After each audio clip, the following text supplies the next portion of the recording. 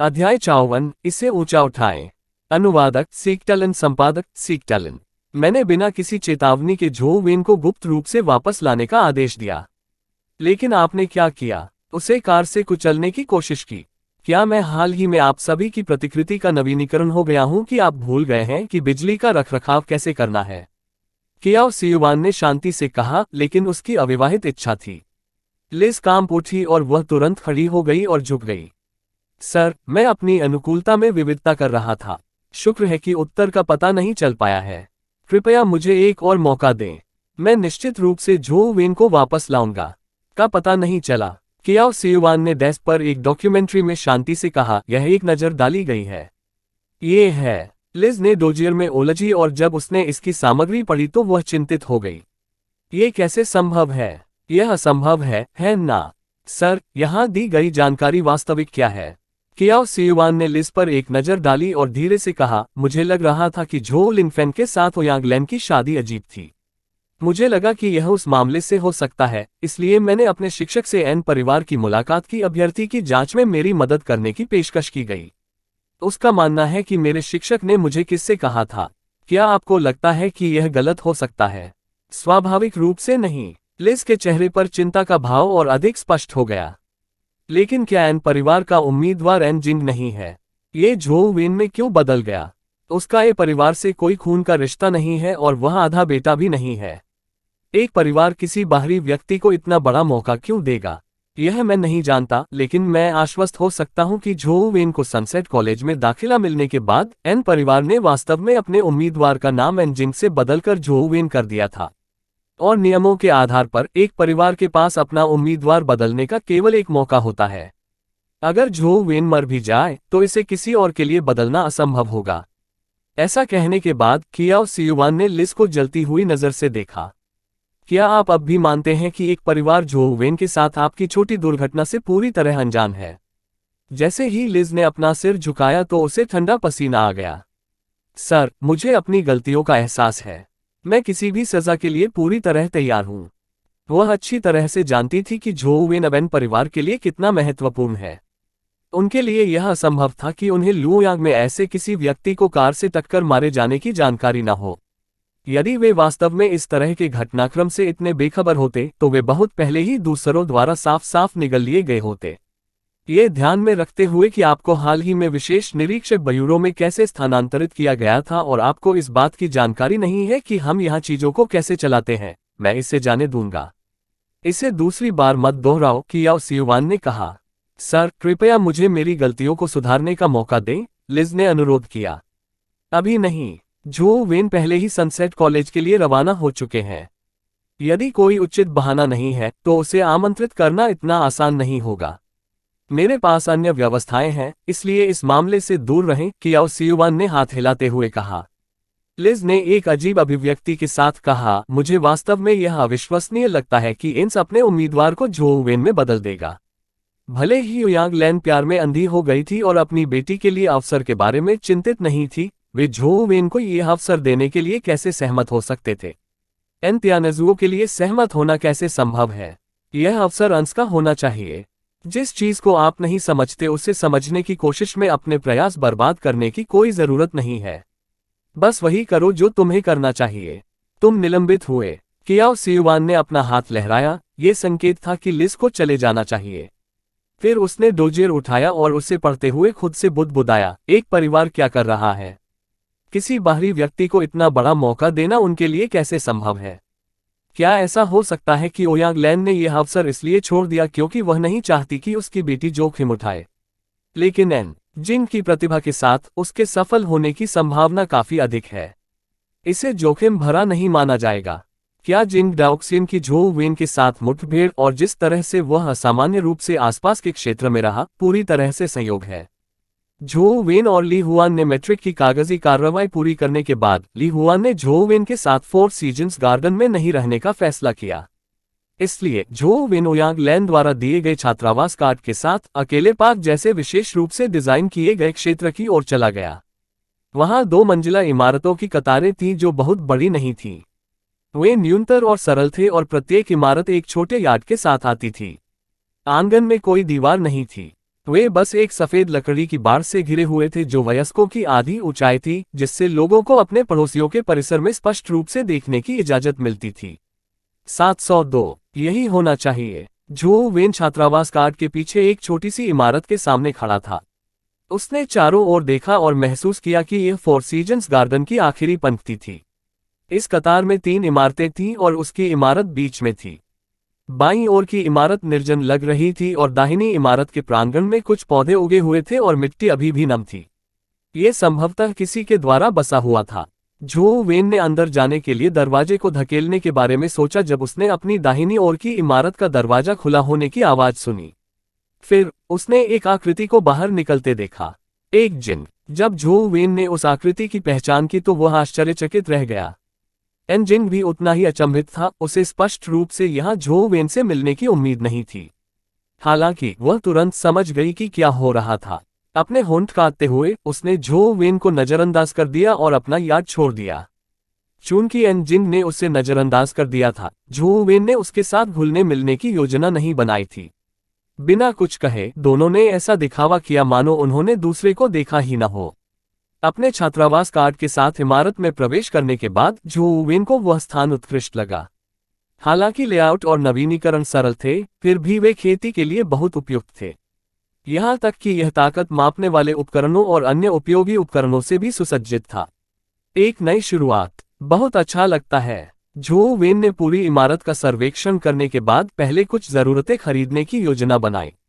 हालांकि इमारत सुसज्जित थी, लेकिन इसमें कंबल या अन्य निजी सामान नहीं थे। इसके लिए अभी भी जो वेन को उन्हें स्वयं खरीदने की आवश्यकता थी। इससे पहले ली हुआन उसे फोर सीजन्स गार्डन के प्रवेश द्वार पर ले गया था। हालांकि स्वयं बाहर निकलने का प्रयास करते हुए उन्हें एहसास हुआ कि सनसेट कॉलेज कितना बड़ा हास्यास्पद था। हालांकि यह इतना बड़ा नहीं था कि खो जाए, फिर भी जो वेन को अपने फोन पर गलत नेविगेशन के कारण कई चक्कर लगाने पड़े। इसके अलावा उसे इस बात की जानकारी नहीं थी कि वह परिसर में दैनिक आवश्यकता की चीजें कहां से खरीद सकता है। जैसे जैसे वह आगे बढ़ता गया, उसने खुद को एक सुदूर और अलग थलग इलाके में पाया। जैसे ही वह रास्ता पूछने वाला था, उसे एहसास हुआ कि वह पुरानी जीर्ण शीर्ण इमारतों से घिरा हुआ था, संभवतः पुरानी शिक्षण इमारतें जिन्हें छोड़ दिया गया था। जीपीएस ट्रैकिंग इतनी हास्यास्पद रूप से गलत कैसे है? जो वेन ने हताशा में अपने फोन पर मानचित्र को देखा। जैसे ही वह पीछे मुड़ने वाला था, उसे आगे एक मोड़ से आवाजें सुनाई दी। मुझे दिशा निर्देश मांगना चाहिए। जो वेन ने कुछ कदम आगे बढ़ाया और बात करने वाले व्यक्ति से परिसर में सुपरमार्केट के स्थान के बारे में पूछने की योजना बनाई। छोटी में तुम्हें अच्छा बनना होगा। भविष्य में कड़ी मेहनत करें। जो वेन ने मोड़ के आसपास एक आदमी की आवाज सुनी और उसे यह कुछ परिचित लगा। हालांकि वह तुरंत आवाज को सामने नहीं ला सका। जैसे ही वह सोच रहा था, जो वेन ने कोने को घुमाया और पास की एक जीर्ण शीर्ण इमारत के कोने में एक विशाल आकृति देखी। उसने अपने हाथ ऊपर उठाए हुए थे और एक छोटे और मनमोहक बिल्ली के बच्चे को पाल रखा था। उसकी आंखों में गर्माहट झलक रही थी और वह मुस्कुरा रहा था। हालांकि मुस्कुराने के बावजूद वह चेहरा अभी भी शैतान की तरह क्रूर लग रहा था। इससे जिसने भी उस पर नजर डाली वह भयभीत हो गया। गुडियान। जो वेन क्षण भर के लिए जमीन पर पेड़ रह गया। वह गुडियान को इस आदमी के साथ नहीं रख सकी थी जो कि धूम मचा रही थी और एक बिल्ली के बच्चे को ऊपर उठा रही थी। इसी तरह गुडियान ने जो वेन को देखा। जब उसके कार्टून बिल्ली के बच्चे को जो वेन से मूर्तियां दी गईं, तो उनका बीच तुरंत ही अजीब हो गया। अध्याय 55 हृदय ध्यान का उपयोग। अनुवादक सीक्टलन, संपादक सीक्टलन। जब गुडायन ने बिल्ली के बच्चे को एक तरफ रखा तो जो वेन को किनारे पर घास के ढेर पर 3 और बिल्लियां दिखाई दी। उनमें से 2 बिल्ली के बच्चे थे और वे एक वयस्क थे। स्पष्टतः 4 लोगों का ये समूह एक परिवार था। माँ बिल्ली अपने 3 बच्चों के साथ धूप सेक रही थी। घास के ढेर के किनारे 2 मिट्टी थे। उनमें से एक में पानी था और दूसरे में बिल्ली का खाना था। ये स्पष्ट था कि उन्हें गुडियान द्वारा तैयार किया गया था। बिल्ली के बच्चे को नीचे रखने के बाद गुडियान की आंखों का दृश्य बेहद ठंडा हो गया। उन्होंने वेन को शैतान की तरह देखा और कहा, अगर मैंने कोई झूठी अफवाह फैलाई तो तुम मर जाओगे। उसके शैतान जैस शक्ल और पत्थरों को कंपनी देने वाली आवाज शायद किसी भी समय जो वेन को ड्रेज जादुई। हालांकि गुडियान द्वारा बिल्ली के बच्चे को ऊंचा उठाया गया दृश्य उसकी आंखों में घूम रहा था। जो वेन खुद को किसी भी डर का एहसास नहीं करा सका। चिंता मत करो, मैं गपशप करने वाला व्यक्ति नहीं हूं। गु डियान ने कोल्ड स्वर में कहा, यह बेहतर होगा। झो वेन को अंतिम रूप दिया गया, वह नीचे झुक गया और दोनों धीरे धीरे उठे। घास पर घूमती चार मुनाफे पर एक और नजर के बाद वह मुचा और चल पड़ी। कुछ कदम चलने के बाद गु डियान रुक गया और बिना सिर कुघेने कहा, इसके अलावा आप उन्हें नुकसान पहुंचाने का प्रयास न करें, अन्यथा आप मर चुके हैं। इसे देखने के बाद गु डायन ने बड़े कदम उठाए और चला गया। ली हुआन ने कहा कि गु डियान न तो केवल सख्त दिखती है, बल्कि वह बेहद बुरी है। ऐसा कहा जाता है कि जब तक वह भुगतान करेगा रहेगा, वह कुछ भी भयानक करने को तैयार रहेगा। अब देखने से तो यही लगता है कि उसे बुरा नहीं लगा होगा। यहाँ तक कि उसे बिल्ली के बच्चों के करीब आने के बारे में बताया जाता है, यहाँ तक कि उसे बिल्ली के बच्चे के बारे में भी बताया जाता है। झो वेन ने 4 मुलाकातों पर नजर डाली और मन ही मन सोचा, आज के समय में कुत्ते और बिल्ली को पहले इस तरह पसंद नहीं किया जाता था। आखिरकार वे केवल सौंदर्य शास्त्र के लिए थे। इसके विपरीत कॉम्पेनियन बीस्ट्स के पास मैजिक पावर्स वाली लोग उन पर पैसा खर्च करने की अधिक इच्छा रखते थे। अतीत में सभी प्रकार की मूल्यवान सैमसंग बिल्लियां और डॉग ड्राइविंग में बदल दिए गए थे। वे अब संगम द्वारा प्रिय नहीं थे। समय परिवर्तन के साथ साथ बहुत सारी चीजें भी बदल गईं। अतीत में जो हस्तियां और शक्ति थीं या जिनके पास जबरदस्त सेना थी, उनकी महानता में सक्षम होने के लिए प्रशंसा की जा रही थी। उनकी कहानियां आज तक फोटोग्राफ हुई हैं क्योंकि अतीत में कुछ ही अध्ययनों के पास ऐसी शक्तियां थीं। लेकिन इस दिन और युग में अगर कोई भी महान स्तर आगे तक बढ़ सकता है तो उसकी शक्तिशाली ताकतें मुश्किल नहीं थीं। अब लगभग हर कोई अतीत के लोगों को ही महान बन सकता है क्योंकि पौराणिक चरण अब दुर्लभ नहीं रह गया है। जब तक वह कोई कड़ी मेहनत करता है तब तक निश्चित रूप से महान स्तर से आगे बढ़कर जब तक उसमें कोई योग्यता नहीं होती। हालांकि पौराणिक चरण से महाकाव्य चरण तक आगे बढ़ना आसान नहीं था। इसके लिए प्रतिभा, मौलिक ऊर्जा, संसाधन और सभी प्रकार के कला के संयोजन की आवश्यकता थी। ये केवल कड़ी मेहनत से प्राप्त नहीं किया जा सका। आखिरकार जिन लोगों का नाम दस्तावेज और प्रशंसा के लिए इतिहास के इतिहास में दर्ज किया गया था, वे मूल रूप से पौराणिक धारणाओं के करीब थे। जब झो वेन ने तपस्वी ध्यान की खेती की तो उन्होंने कॉलेज के दौरान पौराणिक चरण में आगे बढ़ने की योजना बनाई थी। ऐसी स्पीड ने उन्हें इंसानों के बीच जीनियस बना दिया। हालांकि उनके तपस्वी ध्यान को पहले ही पौराणिक चरण से बदल दिया गया था। लॉस्ट इमॉर्टल सूत्र के साथ पौराणिक मंच तक आगे की शुरुआत में कोई आसान प्रयास नहीं था। झो वेन हाल ही में लॉस्ट इमॉर्टल सूत्र का बार बार अध्ययन कर रहे थे और उन्होंने पाया कि यह विशिष्ट प्राइमर्डियल ऊर्जा कलाओं से बहुत अलग था। देवी ध्यान जैसे विशिष्ट आदिम ऊर्जा कलाओं में विकासात्मक तप में किसी के बंधनों को तोड़ना था। उपकरण की ताकत, गति, संरचना और आदिम ऊर्जा की बांधी हुई थी, इसलिए किसी भी मात्रा में पूरक आहार का सेवन करने से कोई लाभ नहीं था। आंकड़े यूं ही बढ़ते नहीं रहेंगे। उन बैडोरियों को तोड़ने के बाद ही मनुष्य की ऊपरी मंजिलें खुल गईं। अपने आंकड़ों को बढ़ाने में सक्षम होने के साथ साथ व्यक्ति को एक जीवन प्रोविडेंस भी प्राप्त होगा जो उसकी योग्यता से संबंधित होगा।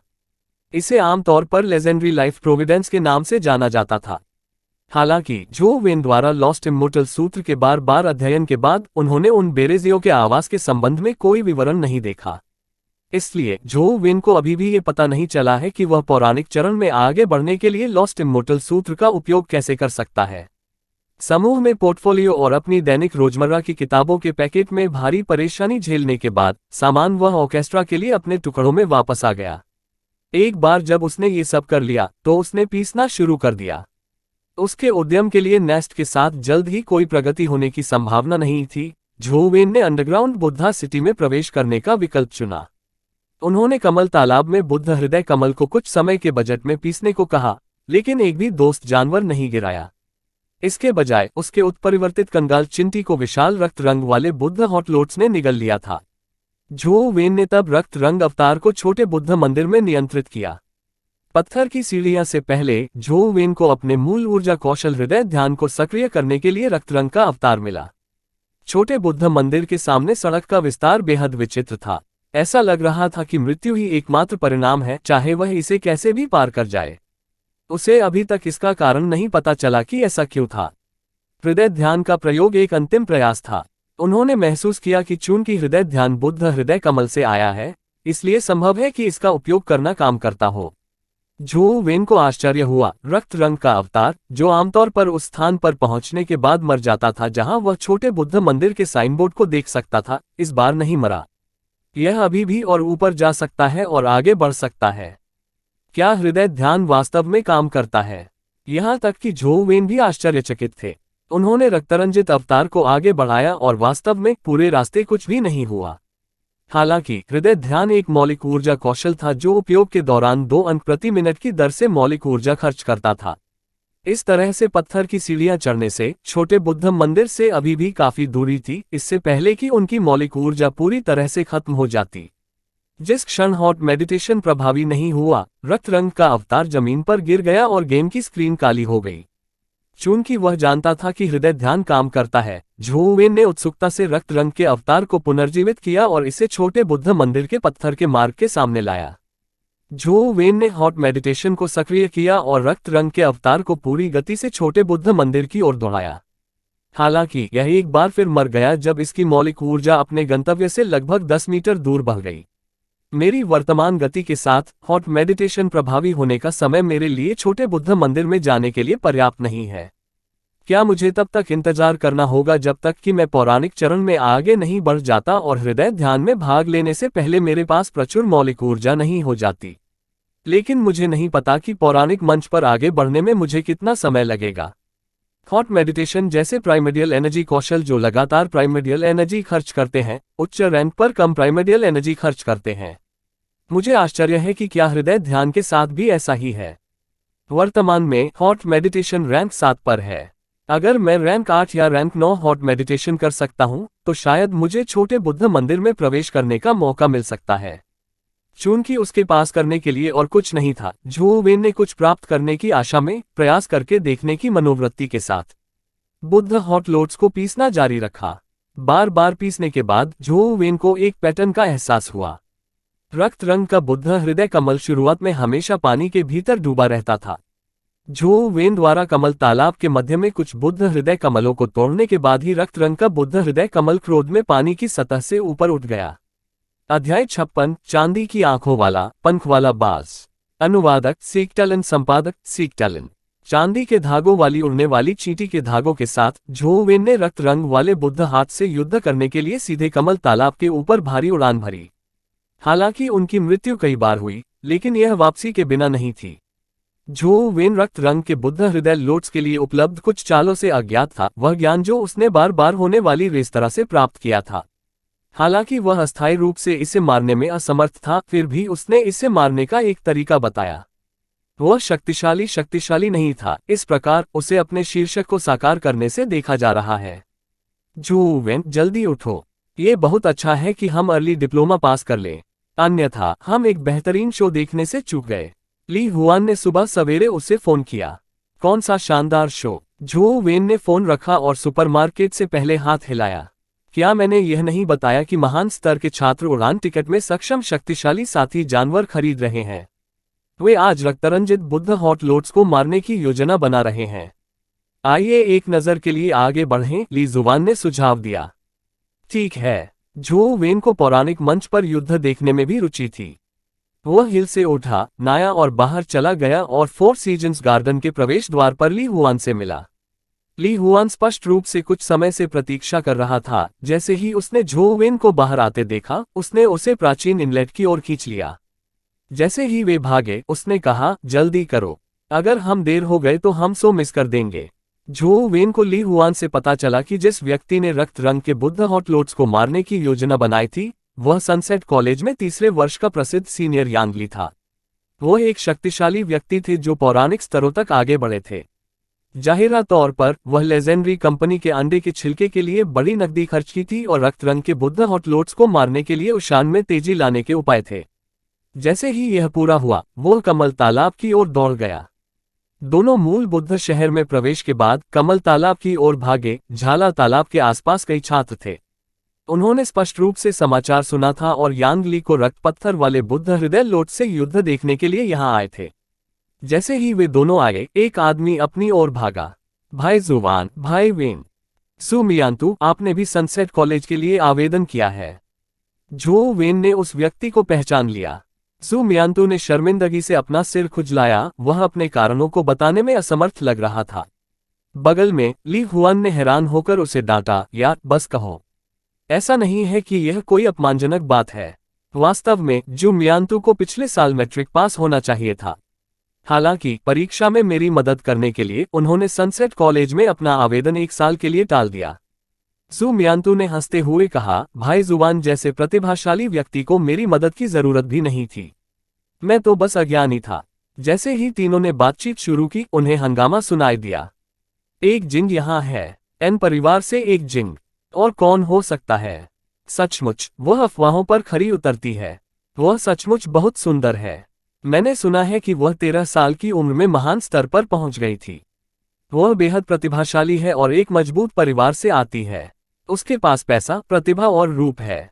यह ऐसा है जैसे सृष्टिकर्ता ने उसे बनाते समय उसका साथ दिया हो। झो वेन ने छात्रों की निगाहों का पता लगाया और उनकी ओर देखा। दरअसल उसने एन जिन को एक सफेद घोड़े पर आते देखा। हालांकि इसके कोई पंख नहीं थे, इसलिए यह सफेद पंखों वाला उड़ने वाला घोड़ा नहीं था। यांग ली, जो लोगों से घिरा हुआ था, एन जिन की ओर चला गया। इससे झो वेन को उसे देखने का मौका मिला। वह 1.80 मीटर से अधिक की दूरी पर खड़ा था। उसकी तलवार जैसी भौहें और तारों भरी आंखें उसे तेज बनाती थीं। उसके बगल में एक आंख वाला काला तेंदुआ था जो बेहद अजीब लग रहा था। एनजिंग, तुम ठीक समय पर आए। भले ही आज जब मैं रक्त पैटर्न वाले बुद्ध हॉट लोड्स को मारूंगा तो क्या गिरेगा, मैं इसे आपको मैट्रिकुलेशन उपहार के रूप में दूंगा, यांगली ने उत्साही नजर से कहा। जब कई विद्यार्थियों ने उनकी बात सुनी तो उनके चेहरे पर चिढ़ाने वाली मुस्कान आ गई। ये स्पष्ट था कि यांगली एनजिंग में अपनी रुचि व्यक्त कर रहे थे। हालांकि ली हुआन ने अवमानना में कहा, हालांकि यांग परिवार लुओयांग में काफी प्रसिद्ध है, लेकिन यह उच्च वर्ग का नहीं है। इसके अलावा उनके कई व्यवसाय हैं जो लुओयांग में एक परिवार की शक्ति पर निर्भर हैं। ये गुंडा शायद एनजिंग में अपनी रुचि व्यक्त करके अच्छा नहीं कर रहा है। हालांकि ये संभवतः व्यर्थ है। इससे कोई फर्क नहीं पड़ता कि एन परिवार कितना अंधा है, वे यांग परिवार को पसंद नहीं करेंगे। भाई जुवान, मेरा मानना है कि आप पूरे लुओयांग में एनजिंग के साथ रहने के लिए योग्य एकमात्र व्यक्ति हैं, जू मियांतू ने हंसते हुए कहा। ली हुआन ने उस विचार पर थूक दिया और कहा, एनजिंग एक घमंडी महिला है। उसका स्वभाव भी खराब है। उसका वह ठंडा व्यवहार बिल्कुल भी मजेदार नहीं है, इसलिए चाहे वह कितनी भी सुंदर क्यों न हो, ये बेकार है। कोई बेवकूफ ही उसके जैसी महिला से शादी करेगा। ऐसा कहने के साथ ली हुआन ने झो वेन की ओर देखा और एक रहस्यमय छिपी हुई मुस्कान के साथ कहा, इसके अलावा मैं एक दोस्त की बहन पर हमला न करने का औचित्य समझता हूं। झो वेन को इसका खंडन करने की जहमत नहीं उठाई गई और उसने इसे न सुनने का नाटक किया। जू मियांतू को एन परिवार के साथ झो वेन के रिश्ते के बारे में कोई जानकारी नहीं थी, इसलिए वह ये समझने में असफल रहा कि ली हुआन का क्या मतलब है। हैरान होकर उसने उन्हें एकटक देखा। एन जिन बिना किसी इरादे के सफेद घोड़े पर बैठ गया। उसने शांत स्वर में कहा, मुझे किसी उपहार की जरूरत नहीं है। इसके अलावा आप रक्त पैटर्न वाले बुद्ध हृदय कमल को भी नहीं मार पाएंगे। जब यांग लाई ने यह सुना तो वह क्रोधित नहीं हुआ। इसके बजाय उसने हंसते हुए कहा, तो चलो शर्त लगाते हैं। यदि मैं रक्त पैटर्न वाले बुद्ध हृदय कमल को मारने में सफल हो जाता हूं तो आप मेरा उपहार क्यों स्वीकार नहीं करते? नहीं, एन जिन ने बिना किसी हिचकिचाहट के उत्तर दिया। तुम्हें हारने का डर है, यांग ली ने उत्तेजक ढंग से कहा। आप रक्त पैटर्न वाले बुद्ध हॉट लोड्स को मारने में सक्षम नहीं होंगे, इसलिए शर्त भी स्थापित नहीं की जा सकती है। इसकी कोई जरूरत नहीं है। एन जिन के ऐसा कहने के बाद वह सफेद घोड़े पर सवार होकर कमल तालाब के किनारे चली गई। यांग ली को शर्मिंदगी महसूस हुई, लेकिन उसकी बेहद खास पहचान के कारण उसने उस पर भड़कने की हिम्मत नहीं की। ठीक है, मैं तुम्हें दिखाऊंगा कि मैं रक्त पैटर्न वाले बुद्ध हृदय कमल को मारने में सक्षम हूं, यांगली ने कहा। उसने अपनी बाहें फैलाई और 2 साथी जानवरों को बाहर बुलाया। वे 2 चांदी की आंखों वाले सुनहरे पंख वाले बाज थे, लेकिन वे सामान्य बाज की तुलना में बहुत बड़े थे। उनके पंखों का फैलाव 10 मीटर से भी अधिक था और एक फड़फड़ाहट के साथ वे प्रकाश की सुनहरी किरण की तरह बाहर निकलते थे। फिर वे 2 सुनहरे बादलों की तरह कमल तालाब के ऊपर चक्कर लगाने लगे। चांदी की आंखों वाले सुनहरे पंख वाले बाज ने झपट्टा मारा और एक प्रेत की तरह अपने पंजे फैलाए और तुरंत एक बुद्ध हृदय कमल को पकड़ लिया। रजत आंखों वाला सुनहरा पंख वाला बाज, और उनमें से 2 हैं। ये व्यक्ति निश्चित रूप से निवेश करने को इच्छुक है, ली हुआन ने अपने होंठ सिकोड़कर कहा। चांदी की आंखों वाले सुनहरे पंख वाले बाज दुर्लभ पौराणिक साथी जानवर थे। वे केवल स्वर्गीय पर्वत की स्वर्गीय झील के आयामी क्षेत्रों में पाए गए थे। हालांकि हेवनली माउंटेन के आसपास कई आयामी क्षेत्र थे, इसलिए हेवनली लेक तक पहुंचना आसान नहीं था। इसके अलावा सिल्वर आइड गोल्डन पंख वाले हॉक संख्या में दुर्लभ थे। वे चट्टानों पर भी रहते थे, जिससे उन्हें मारना और साथ ही अंडा गिराना मुश्किल हो गया था। यदि किसी की किस्मत अच्छी नहीं थी, तो महाकाव्य चरण के विशेषज्ञ भी खाली हाथ लौट आएंगे। छात्रों को सिल्वर आइड गोल्डन फेदर्ड हॉक्स की अपनी जोड़ी को ईर्ष्या से देखते हुए देखकर यांग ली को खुद पर थोड़ा प्रसन्न महसूस हुआ। बिना किसी हिचकिचाहट के उसने बाजों को रक्त पैटर्न वाले बुद्ध हृदय कमल पर हमला करने का आदेश दिया। जब वे पार्श्व से रक्त पैटर्न वाले बुद्ध हृदय कमल पर पहुंचे तो बाद वाले ने खतरे को महसूस किया और 20 से 30 रक्त रंग वाले कमल के बीज फेंके जो दोनों बाजों की ओर बढ़े। जैसे ही रक्त रंग के कमल के बीज बाजों से टकराने वाले थे, उन्होंने चकमा देने का कोई इरादा नहीं दिखाया। वे आगे की ओर उड़ते रहे और अपने पंखों पर एक सुनहरी चमक छोड़ी, जैसे कि वे स्वयं प्रकाश उत्सर्जित कर रहे हों। Boom boom. जब खून के रंग के कमल के बीज सुनहरे पंखों पर फूटे और खूनी पानी में बिखर गए तो वे ऐसे लुढ़क गए मानो सुनहरे पंख नॉनस्टिक हो। बाजों को कोई नुकसान नहीं हुआ। अध्याय 57 झगड़ा। जैसी कि सिल्वर आइड गोल्डन फेदर्ड हॉक से उम्मीद की गई थी, वे बुनियादी हैं। ऐसा अनोखा होता है कि रक्त पत्थर वाले बुद्ध हॉट लोट्स को संभावना यांग ली द्वारा मार दिया जाएगा, ली हुआन ने कहा। झो वेन ने अपना सिर हिलाया और फुसफुसाया, जरूरी नहीं। रक्त पत्थर वाले बुद्ध हृदय कमल को केवल 2 चांदी की आंखों वाले छोटे पंखों वाले बाजों द्वारा नहीं मारा जा सकता है। रक्त पत्थर वाले बुद्ध हृदय लोट्स पर झो वेन का शोध कुछ भी नहीं था जिसकी तुलना छात्रों से की जा सकती थी। वह इस बात से अच्छी तरह से परिचित था कि रक्त पत्थर वाला बुद्ध हृदय कमल कितना शक्तिशाली था। उड़ान में सक्षम केवल 2 महान मित्र सहयोगियों के साथ यह असंभव था। असंभव या अनजाने में जब झो वेन ने ये शब्द कहा तो एंजिन ने उस पर नजर डाली।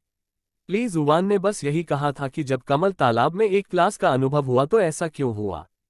चांदी की आंखों वाले दांत वाले पंख वाले हॉक में से एक रक्त पत्थर वाले बुद्ध हृदय लोट्स के ठीक सामने पहुंचे और बाद में बौद्ध धर्म द्वारा गायब कर दिया गया, जो एक खुले मुंह की तरह खुल गया था।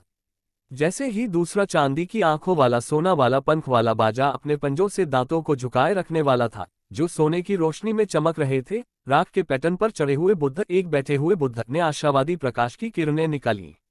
जो एक गिटार पंखुड़ी की तरह लग रहा था, वह बाजे के पंजों से टकराने के बाद भी शैतान रह रहा था। जब रक्त पत्थर वाले बुद्ध हृदय कमल ने फिर से अपनी पंखुड़ियां निकाली तो चांदी की आंखों वाला सुनहरा पंख वाला बाजा, जो माप लिया गया था, हड्डी में बदल दिया गया। इसके अलावा हड्डियां तेजी से पिघल रही थीं। इस लड़ाई को देख रहे हैं छात्रों की सांसें अटक गईं। ये डेट्स वाली बात थी कि रक्त पंख वाले बुद्ध हृदय कमल चांदी आंखों वाले लोग पंख वाले हॉक को खा सकते थे और तुरंत उनके टुकड़ों को नष्ट कर सकते थे। यहाँ तक कि यह सिल्वर आइड गोल्डन फेदर्ड हॉक एक प्राइमर्डियल स्टूडियो के गोल्डन हेलो टैलेंट्स का विरोध भी सामने आ रहा है। ये काफी प्रभावशाली था। फूल प्रकार के संप्रदाय जीव आमतौर पर संविधान में मूल थे। एक ही चरण के परमाणु बमों के बीच उनका संविधान आमतौर पर सबसे नीचे होता है। हालांकि तथ्य यह है कि यह रक्त पत्थर वाला Buddha hot lotus golden halo talons जैसे शक्तिशाली पौराणिक ऊर्जा कौशल का सामना करने में सक्षम था, जिसने इसे भयानक बना दिया। कलाकार के फूल प्रकार के जादूगर के बारे में औसत व्यक्ति की समझ को पलट दिया गया। यांग ली की अभिव्यक्ति उग्र थी। उन्होंने अपने सिल्वर एड गोल्डन पंख वाले हॉक को स्टैक रिलीज को बनाए रखने के लिए ऑर्डर की घोषणा नहीं की, क्योंकि उन्होंने जीवित बचे हॉक को वापस बुलाया। सभी छात्र रक्त पतीर्ण वाले बुद्ध हृदय कमल को भय और लालच से देखते थे। स्पष्ट रूप से इसमें एक से अधिक बुनियादी ऊर्जा कौशल थे। यदि यह एक सहयोगी जानवर के रूप में निष्कासित किया जाता है तो उनके पास एक से अधिक आदिम ऊर्जा कौशल वाला एक सहयोगी जानवर हो सकता है। हालांकि शुरुआत में कॉम्पेनियन बीस्ट्स की धारणा कम थी। इसके अलावा यांग ली के 2 सिल्वर एड गोल्डन पंख वाले हॉक्स को हार का सामना करना पड़ा। इसका मतलब यह था कि वर्तमान में कोई भी छात्र इसे नहीं मार पाएगा।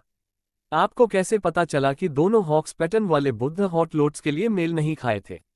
तभी ली हुआन को प्रश्न का मौका मिला जो उसे परेशान कर रहा था।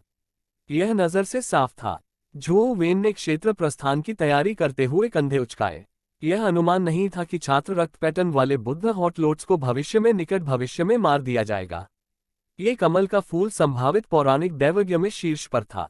जब तक किसी के पास और भी अधिक शक्तिशाली मित्र जानवर न हो या वह उसकी ढाल को लक्ष्य करने में सक्षम न हो, तब तक उसकी घेराबंदी के विरुद्ध भी अधिक उपयोगी नहीं होगी।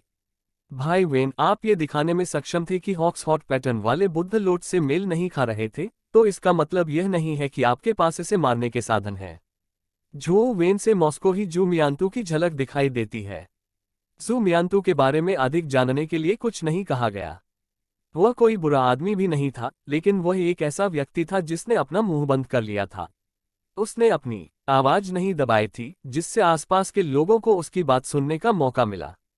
यांग ली का मूड पहले से ही देर हो गया था, इसलिए जब उसने जू मियांतू की बात सुनी तो उसने अपना सिर घुमाया और देखा कि यह ली जुवान, जू मियांतू और एक स्कूली छात्र था। उसे तुरंत और भी अधिक गुस्सा आया। लुओ यांग में ली हुआन एक मूर्ख व्यक्ति के रूप में जाने गए थे। ली परिवार के दत्तक पुत्र जू मियांतू के साथ यांग ली को स्वाभाविक रूप से पता चला कि वे कितने मूल्यवान हैं। ये भी कहा जा सकता है कि वह उन्हें देख सकता है। यांग ली ने अक्सर यह कल्पना की थी कि यदि ली हुआन और उनके पास ली परिवार के सभी संसाधन होते, तो वह और भी बहुत कुछ हासिल करने में सक्षम होते। जू मियांतू के एक अनजाने सवाल में यांग ली को मजाक जैसा लगा। एक दृश्य में ये दर्शाया गया है कि बाज रक्त पत्थर वाले बुद्ध हृदय कमल से मेल नहीं खा रहे हैं। बुरी नजर नहीं। क्या मुझे पता होना चाहिए कि किस प्रकार का निशान बनाया जाना चाहिए? यांग ली ने अपना बाघा और झो वेन से पूछा। हालांकि वह असफल हो गया था, फिर भी उसने महत्वपूर्ण समर्थन वाले छात्रों को नाराज करने के लिए तैयार नहीं किया था। आखिरकार सनसेट कॉलेज के छात्र पूर्वी जिले के कुलीन लोग थे। उनसे कई के करीब मजबूत समर्थक थे। झो वेन ने एक शब्द भी नहीं कहा, लेकिन जू मियांतू ने अपना समर्थन दिया। झो वेन को गाइड सिटी के युद्ध परीक्षण में दूसरा स्थान मिला। वह गाइड हाई स्कूल का नंबर 1 शानदार व्यक्ति है। वह भाई जुवान का दोस्त है। जू मियांतू ने वैकल्पिक रूप से डेंगे नहीं मारी, बल्कि वह इस अवसर का उपयोग झो वेन को सभी के सामने लाने के लिए करने की कोशिश कर रही थी, जिससे सनसेट कॉलेज के छात्रों को उनकी विशेषज्ञता के बारे में पता चला। इससे काफी लाभ हुआ। भविष्य में जब उन्होंने स्कूल द्वारा दिए गए मिशनों को पूरा करने के लिए समग्र क्षेत्र में प्रवेश करने के लिए टीमों का गठन किया, तो अन्य मजबूत छात्रों ने वेन के साथ मिलकर टीम बनाने के लिए तैयारी की। अन्यथा यदि उन्हें वेन हर किसी के लिए पता था, तो वे मजबूत छात्र अपनी टीम के साथ कैसे तैयार होंगे? दोस्तों, लोगों के लिए एक साथ सहयोग करना पहले से ही सामाजिक सोच का एक बहुत ही सामान्य तरीका था। हालांकि जिन लोगों ने जू मियांतू को सुना, उन्होंने उसे और झो वेन को उपहास की दृष्टि से देखा। ये केवल यांग लाई ही नहीं, बल्कि अन्य सभी छात्र भी थे। सनसेट कॉलेज के कई छात्रों को फला हाई स्कूल का नंबर 1 प्रतिभा या फला शहर के युद्ध परीक्षण में प्रथम होने का सम्मान मिला। इसके अलावा झो वेन को केवल दूसरा स्थान मिला था। किताबों को इस बात में भी नहीं पता था कि पहला स्थान प्राप्त हुआ है, दूसरा स्थान तो दूर की बात है। यदि यह बीजिंग जंगल स्थान पर पहला स्थान होता तो लोगों ने शायद ही कुछ ध्यान दिया होता। हालांकि guide city small S city किसी ने भी ध्यान नहीं दिया। जब यांग ली ने सुना कि गाइड सिटी के युद्ध में झो वेन दूसरे स्थान पर आया है, तो उसे पता चला कि झो वेन के पास संभावित रूप से कोई पृष्ठभूमि नहीं थी, अन्यथा उसे प्रथम स्थान प्राप्त होता है। केवल वे ही लोग थे जिन्होंने किसी शहर में प्रथम स्थान प्राप्त किया था, वे ही सनसेट कॉलेज से कुछ प्रविष्टियां और संसाधन प्राप्त कर सकते थे। ये भी एक कारण था कि ली जुवान को प्रथम स्थान प्राप्त करने की आवश्यकता थी। दूसरी जगह, ये बहुत ही लुप्तप्राय है, यांग ली ने चुटकी ली। उस स्थिति में मुझे पता चला कि उस रक्त पत्थर वाले बुद्ध हृदय लोट्स को मारने के लिए आपके पास अद्भुत रणनीति है। अन्य छात्र स्वाभाविक रूप से बता सकते हैं कि यांग ली अनैतिक थी। वे नए थे और केवल नश्वर राज्य में थे। वे पौराणिक कथाओं के करीब भी नहीं थे, इसलिए ये स्पष्ट था कि हृदय रक्त पैटर्न वाले बुद्ध लोट्स जैसे शीर्ष पौराणिक कथाओं में उनके ईसाइयों को मारने की योग्यता नहीं थी। जू मियांतू इस व्यवहार को नजरअंदाज न कर सके और उसने अपने दोस्तों को सिकोड़ लिया और तिरस्कार दिखने कहा, क्या आप मूर्ख हैं या आप हमें मूर्ख मानते हैं? हमें पता है कि वह रणनीति क्यों बतानी चाहिए जो हम लेकर आए हैं। उद्धरण चिन्ह। गाइड प्राचीन शहर में लड़ाई के बाद जू मियांतू वास्तव में झो वेन से प्रभावित था। उनका दृढ़ विश्वास था कि झो वेन के पास रक्त पत्थर वाले बुद्ध हृदय लोट्स को मारने का साधन था। यह एक शर्त थी, इसलिए वह स्वाभाविक रूप से शेरों को रणनीति के बारे में बताती है, न कि सैद्धांतिक। लेकिन उनके शब्दों से यांग लाई को केवल मजाक आया। ठीक है, मुझे सुझाव की कोई आवश्यकता नहीं है। क्या आपके पास रणनीति नहीं है? क्या गाइड शहर में दूसरा स्थान प्राप्त करना प्रभावशाली नहीं है? तो ठीक है, रक्त पत्थर वाले बुद्ध हृदय कमल को मार डालो। कृपया हमारे क्षितिज का विस्तार करें। अध्याय 58 रक्त पैटर्न वाले बुद्ध हृदय कमल को मारने का अवसर। ज़ू मियांतु ने निर्णय लेने की हिम्मत नहीं की क्योंकि वह अपनी दृष्टि को बनाए रखता है। इसमें प्रोत्साहन की उत्कट झलक थी। झो वेन केवल गुप्त रूप से मुस्कुराहट दे सकता था। ज़ू मियांतु ने उसके बारे में बहुत अधिक सोचा था। रक्त रंजित बुद्ध हृदय कमल को हत्या की शक्ति सामग्री शामिल नहीं थी। वह बस इतना कर सका कि ज़ू मियांतु की ओर अपना सिर प्रभाव सा हिला दिया। हालांकि ज़ू मियांतु को उस पर पूरा भरोसा था। ऐसा माना जाता है कि झो वेन केवल अस्वीकृत थे, उन्होंने उन्हें आरक्षण जारी किया। भाई वेन, सैनसेट कॉलेज जैसी जगह पर भारीपन की कोई आवश्यकता नहीं है। आपको अपनी पूरी ताकत दिखानी होगी। इससे आपको अधिक संसाधन प्राप्त करने का अवसर मिलेगा। झो वेन को थोड़ा उदास महसूस हुआ। वह रक्त पत्थर वाले बुद्ध हृदय कमल को टक्कर देना चाहता था, लेकिन वह वास्तव में वर्तमान में ऐसा करने में सक्षम नहीं था। झो वेन को स्टैम्प्ड लुक में देखकर यांग ली ने अनादर किया और कहा, वास्तव में इसे चित्रित करने के लिए आपके पास ताकत होनी चाहिए, अन्यथा वे केवल एक मजाक बनकर रह जाएंगे। ऐसा देखने के बाद यांग ली ने ज़ू मियांतु को बंद कर दिया और एन जिन की ओर दौड़ लगा दी। यांग ली के दृष्टिकोण से यदि वह ज़ू मियांतु, ली हुआन और झो वेन के साथ बातचीत जारी रखता है तो वह केवल खुद को सीखने का इच्छुक है। हालांकि ज़ू मियांतु इसे जाना नहीं चाहता था, लेकिन जब उसने झो वेन को चुप रहते हुए देखा तो वह मारा गया। वह बस इतना कर सकता था कि साई समय यांग ली की अतिशयोक्तिपूर्ण दृष्टि को देख सके। यांग ली एन जिन के सामने आए और बहुत ही सज्जनता ने कहा, मैं शर्त लगाकर हार गई हूं। यदि आपके पास मेरे लिए कुछ भी करने की आवश्यकता है तो मैं निश्चित रूप से अपना सब कुछ कहूंगा।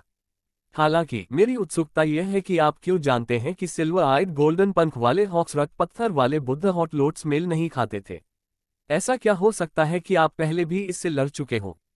सबसे पहले मैंने कहा था कि शर्त पूरी तरह से निरर्थक थी। नहीं, मेरे पास ऐसा कुछ है जो मुझे तुमसे चाहिए। आप जो करने में सक्षम हैं, मैं भी छोटा ही सक्षम हूं। यदि मैं यह नहीं कर सकता तो यह आपके लिए इसे अप्रभावी बना देगा। दूसरा, जो लोग असल में जानते हैं कि ये उन्हें युद्ध में शामिल करने के लिए है, ये नहीं कि कौन ज्यादा मजबूत है। एन जिन शांत दिख रही थी, लेकिन उसने जो भी शब्द कहा वह दिवालिया था। झो वेन को संदेह था कि यदि वह परिवार में पैदा नहीं हुआ तो उसकी दुष्ट जीभ से उसे कई लोगों द्वारा पीटा जा सकता था। असल में यांग ली का लुक काफी शर्मीला था। उनका चेहरा नीला और सफेद रंग के बीच झूल रहा था। वह एक छात्रा थी जो 20 साल की भी नहीं थी, इसलिए उसकी चमड़ी बिल्कुल मोटी नहीं थी। खूब कहा है। ज़ू मियांतु ने इस अवसर का लाभ उठाया और जयकार की। इससे यांग ली ने उससे घृणा भरी दृष्टि से घूमना शुरू कर दिया। एन जिन ने उसे अंतिम कर दिया और यांग ली के कंधे को छूते हुए अपने सफेद घोड़े पर सवार हो गया। वह झो वेन की ओर चला गया। तुम्हारी बहन आ रही है, ली हुआन ने फुसफुसाते हुए झो वेन को कोहनी से धक्का दिया। झो वेन ने अपना सिरिया और ली हुआन को बॉस्का बंद करने का आश्वासन दिया। हालांकि इससे पहले कि वह कुछ कह पाता, एनजिन उसके सामने आ चुका था। जब यांग ली और अन्य छात्रों ने एन जिन को झो वेन के सामने खड़ा देखा तो उन सभी ने अपना अपना संबंध इधर उधर कर लिया, ये जानने के लिए उत्सुक थे कि वह क्या चाहता है। एन जिन ने झो वेन की आंखों में देखा और पूछा, क्या आपको रक्त पत्थर वाले बुद्ध हॉट लोट्स को मारने का विश्वास है? ये निश्चित रूप से कोई समस्या नहीं होगी। एन जिन, आइए इस रक्त पत्थर वाले बुद्ध हॉट लोट्स को मारने के लिए सामूहिक काम करें। भाई वेन निश्चित रूप से आपको निराश नहीं करेंगे।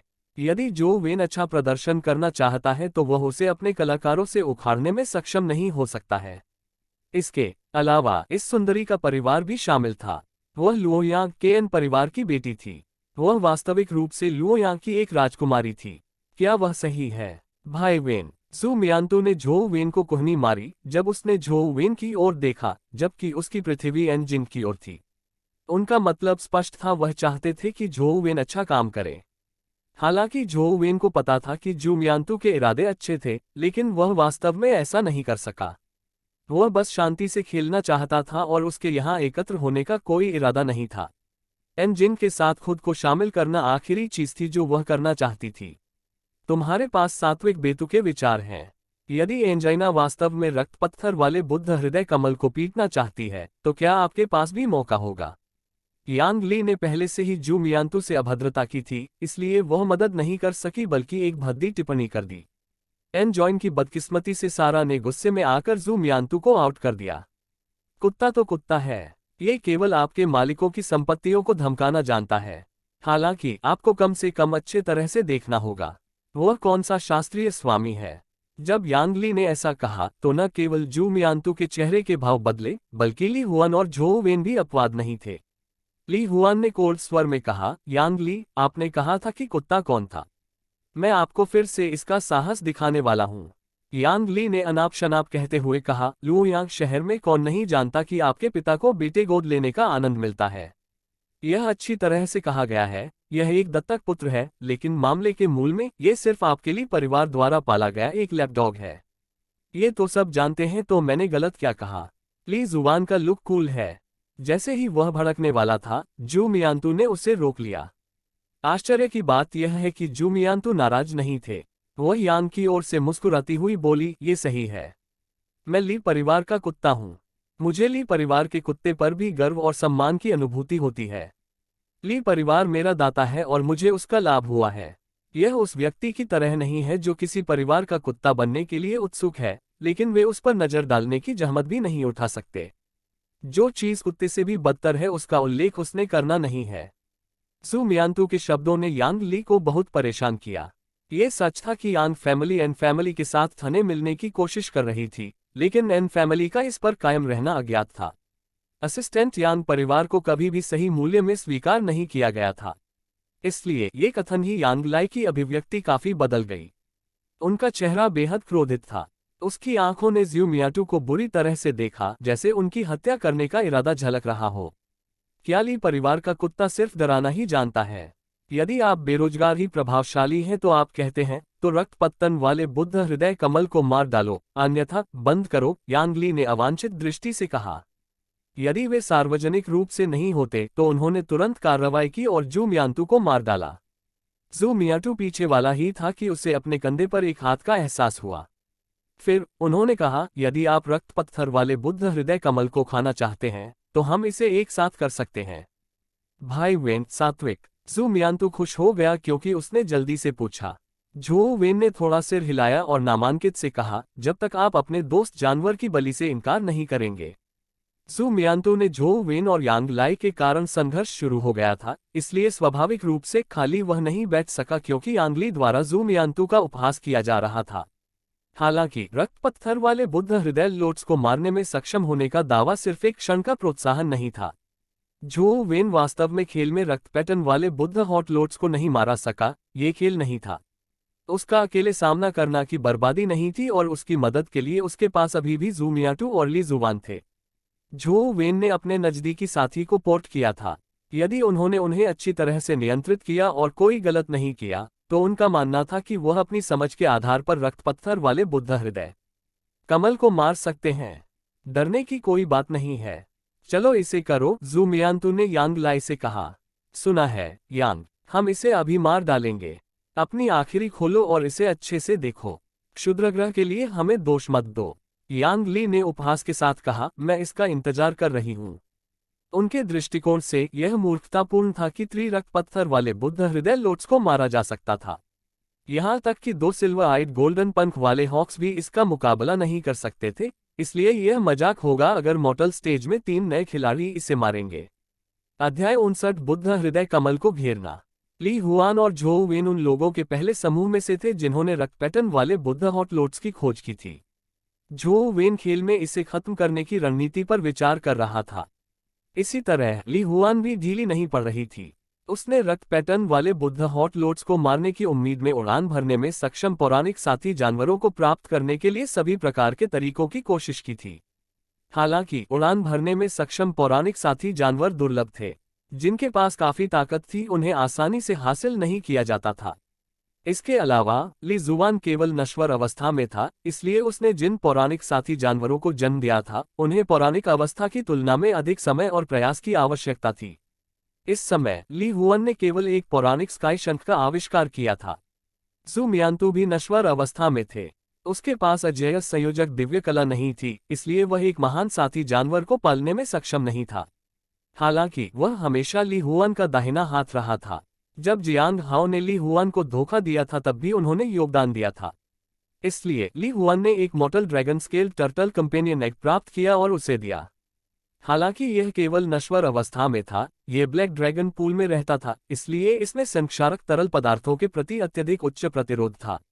ली जुआन ने रक्त पैटर्न वाले बुद्ध हॉट लोड्स को मारने के लिए एक ड्रैगन स्केल्ड कछुआ तैयार किया था, इसलिए जू मियांतु को इसे नियंत्रित करना बिल्कुल सही था। झो वेन को इसके बारे में पता था, इसलिए उनके पास मौजूद सभी साथी जानवरों को ध्यान में रखने के बाद उन्हें विश्वास था कि वे तीनों मिलकर इसे मार सकते हैं। रक्त पैटर्न वाले बुद्ध हृदय कमल को मारने के लिए हमारे साथी जानवरों को युद्ध में शामिल होने देने के अलावा हमें कमल तालाब में भी प्रवेश करना होगा। तभी हमारे पास इसे मारने की 100% संभावना होगी। क्या आप निश्चित हैं कि आप प्रवेश करना चाहते हैं? झो वेन ने जू मियांतु और ली हुआन की ओर देखा और बड़ी गंभीरता से उनसे पुष्टि की। बुद्ध को धूप की जरूरत है और मनुष्य को आत्मसम्मान की जरूरत है। मैं उस रक्त पैटर्न वाले बुद्ध हॉट लोड्स को मारने पर तुला हुआ हूं, जू मियांतु ने जोर से कहा। झो वेन, आप कितने आश्वस्त हैं? ली हुआन ने गंभीर दृष्टि से झो वेन से पूछा। मेरे निर्देशों का 100% पालन करें। हालांकि हमारे सहयोग में कोई गलती नहीं होनी चाहिए, अन्यथा ये बहुत खतरनाक होगा। यह विशेष रूप से मियांतु के लिए है, जिसे ड्रैगन स्केल कछुए को नियंत्रित करना है। आपको कोई गलती नहीं करनी चाहिए, अन्यथा आप और मैं दोनों गंभीर खतरे में होंगे, झो वेन ने जू मियांतु की ओर देखते हुए कहा। चिंता मत करो, मैं ये सुनिश्चित करूंगा कि तुम्हें कुछ भी न हो, भले ही मैं मर जाऊं, जू मियांतु ने अपनी छाती पर हाथ मारते हुए कहा। ठीक है, चलो इसे करते हैं, ली हुआन ने झो वेन से आंखें मिलाईं और सिर हिलाते हुए कहा। तो चलिए शुरू करते हैं। मेरी हर आज्ञा सुनो। मियांतु, अपने ड्रैगन स्केल कछुए को छोड़ दो। झो वेन ने धीरे से अन्य दो को अपनी योजना के बारे में सूचित किया। तीनों ने अपनी अपनी तैयारी की। जू मियांतु ने ड्रैगन स्केल कछुए को छोड़ा और एक छोटी नाव के आकार का कछुआ कमल तालाब पर दिखाई दिया। इसमें न केवल कछुए का खोल था, बल्कि इसके खोल पर काले रंग की शल्कें भी थीं, जिससे ये बहुत अजीब लग रहा था। कमल तालाब के पानी के संपर्क में आने पर औसत साथी जानवर तुरंत हड्डी में बदल जाएगा।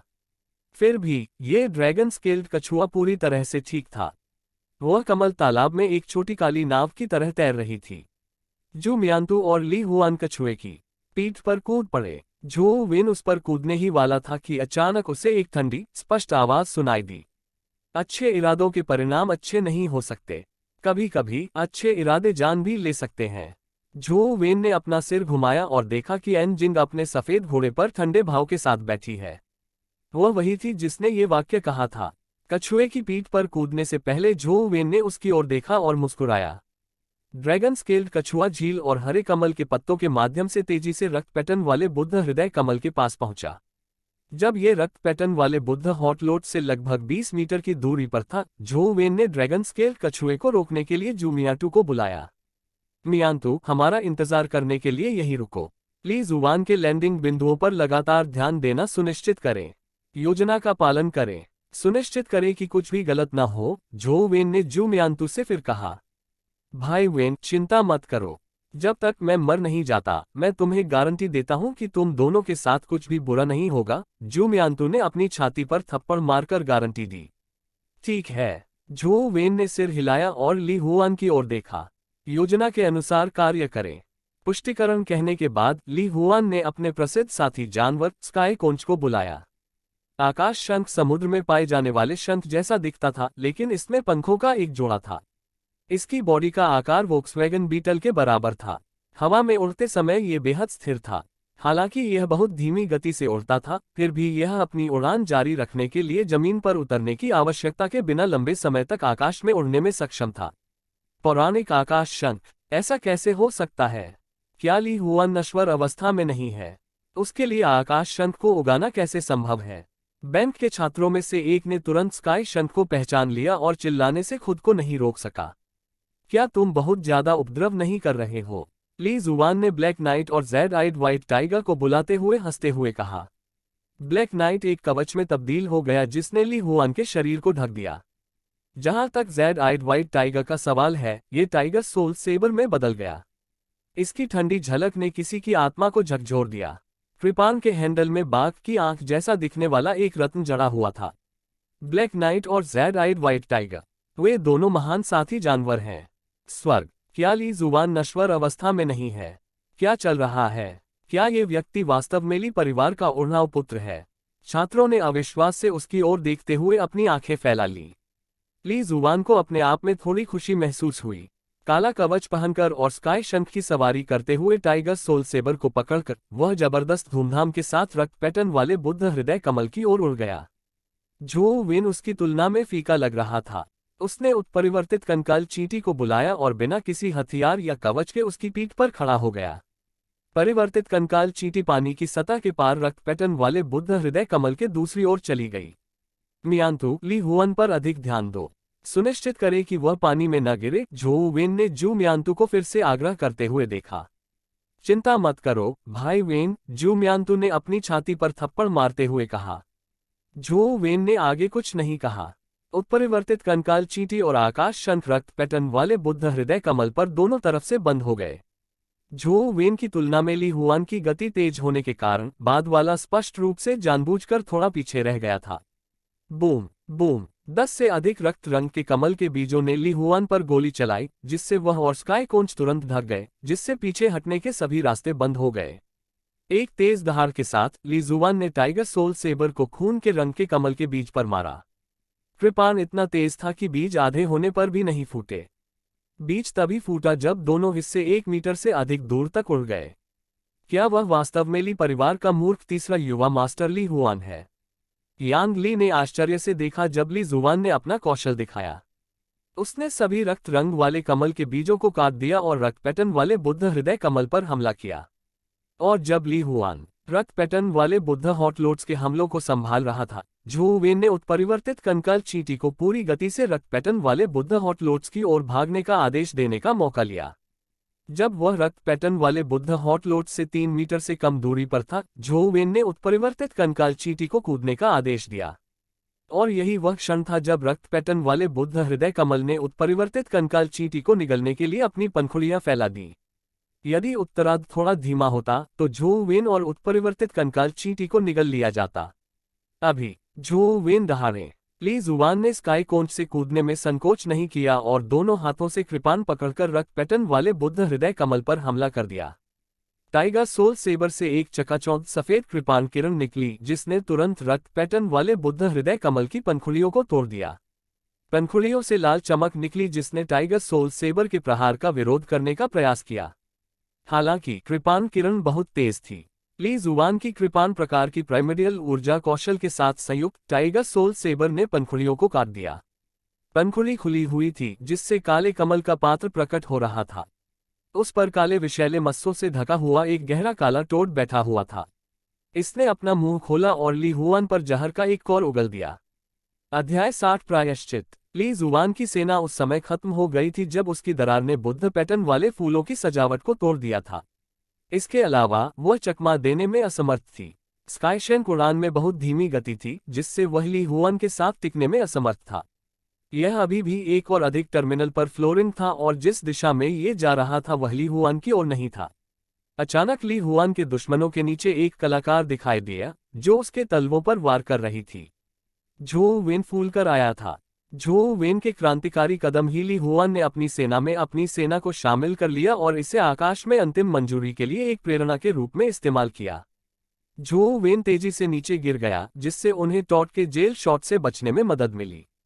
ली जुवान ने अपनी गति का उपयोग करके कमल पात्र पर मित्रता और किले के सिर पर चढ़ाई की। कृपाण किरण चमकने के बाद ली हुआन कमल पात्र बाहर कूदते हुए पीछे की ओर उड़ गए।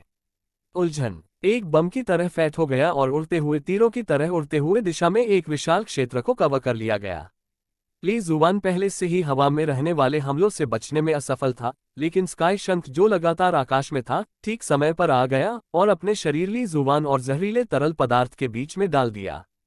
झो वेन भी एक बार फिर से सगाई में शामिल होने से पहले उतरा। जहर के छींटों की सीमा से भागने के लिए वह दसियों पैरों से पीछे की ओर गई। जहर बेहद भयानक था। आकाश शंख का शरीर तुरंत अंगारे को देखने वाली बर्फ की तरह नष्ट हो गया। वह करुण चीख के साथ सीधे तालाब में जा गिरा। जब जो वेन उतरा तो उत्परिवर्तित कंगाल चिंटी पहले ही उसके तीर्थयात्रियों के नीचे रुक गई थी। इसके विपरीत ली जुवान सीधे तालाब में गिर रहा था। उसके पास पैर रखने की कोई जगह नहीं थी। ड्रैगन स्केल्ड कछुआ, जिसे ली हुआन ने फिल्मांकन के लिए बनाया था, जू मियांतू की डराई हुई कमांड के तहत अभी भी ली हुआन से दूरी पर था। ये स्पष्ट था कि वह समय पर पहुंच नहीं पाया था। झो वेन अभी अभी उत्परिवर्तित कंगाल चिंटी पर उतरा था और जब उसने ये दृश्य देखा तो उसका ऑर्डर देने में बहुत देर हो गई थी। वह पार जमाया और ली हुआन के लिए झील के पार उड़ गई, जैसे उसकी पीठ के पानी को खोदने वाली थी। उसने उसे ऊपर खींच लिया। हालांकि झो वेन की समग्रता सीमित थी। वह जल्द ही दे दिया लगा। मियंटू, तुम किसका इंतजार कर रहे हो? जल्दी से हमें पकड़ लो। ली हुआन, जिसे झो वेन ने खींचा था, जू मियांतू पर चिल्लाया के पास। जू मियांतू ने झो वेन और ली हुआन को लगभग 3 से 4 मीटर की दूरी पर देखा। यदि वह ड्रैगन स्केल्ड को गति देने के लिए अपनी भुजाएं फैलाता है, तो वह उन दोनों तक के आकलन में सक्षम होने की संभावना थी। हालांकि वह कहीं न कहीं निश्चल खड़ी रही।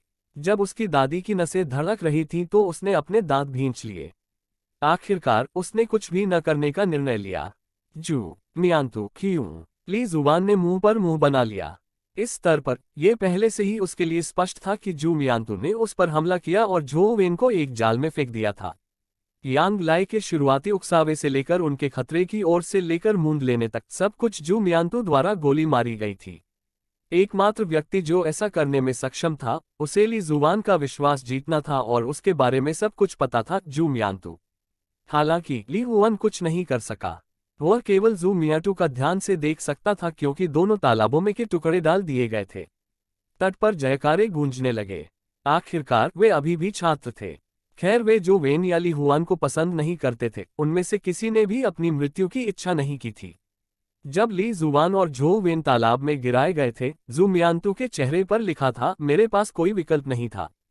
मुझे दोष मत दो, मैं एक मित्र के रूप में किस प्रकार सूचीबद्ध हूँ। ली हुआन, जो उसके साथ रह रहा था, उसकी मेटल्स को पढ़ा जा सकता था। वह एक भयानक दुख को महसूस किए बिना नहीं रह सका। जिन लोगों को वह अपना दोस्त बताया था, श्यामा हाओ और जू मियांतू, दोनों ने उसे धोखा दिया था। इससे वह निराश हो गया। जैसे ही झो वेन और ली हुआन पानी में डालने वाले थे, कमल तालाब के ऊपर एक सफेद और चांदी की किरणें चमक उठी। झो वेन के पीछे सिल्वर की रोशनी घूम रही थी और उसके पीछे के 4 चौड़े पंख दिखाई दे रहे थे। जब उन्होंने उसे और ली हुआन को ऊपर खींचा तो वे तेजी से फफड़ा रहे थे, जिससे वे निश्चित रूप से विनाश से बच गए। अकल्पनीय, आपका निकटतम मित्र जानवर उड़ान में कैसे सक्षम है? जू मियांतू ने चिंतित और गंभीर महसूस करते हुए उड़ते हुए झो वेन को देखा। उनकी अभिव्यक्ति का वर्णन से परे विरूपण था। ली जुबान के साथ झो वेन ड्रैगन स्केल्ड कैसल की धरती पर उतरा। उन्होंने जू मियांतू की ओर देखा और कहा, मैं एक मौका दे रहा था, लेकिन दुर्भाग्य से मैंने फिर भी ऐसा किया। यह है, क्या मुझे हमेशा संदेह हो रहा है? तो क्या आपने इस तथ्य को छुपाया कि आपके पास के हवाई जहाज में एक सक्षम दोस्त जानवर है? गुस्सा, अगर ऐसा नहीं होता तो मुझे कैसे पता चलता कि आप मेरे मित्र के साथ व्यवहार करते हैं?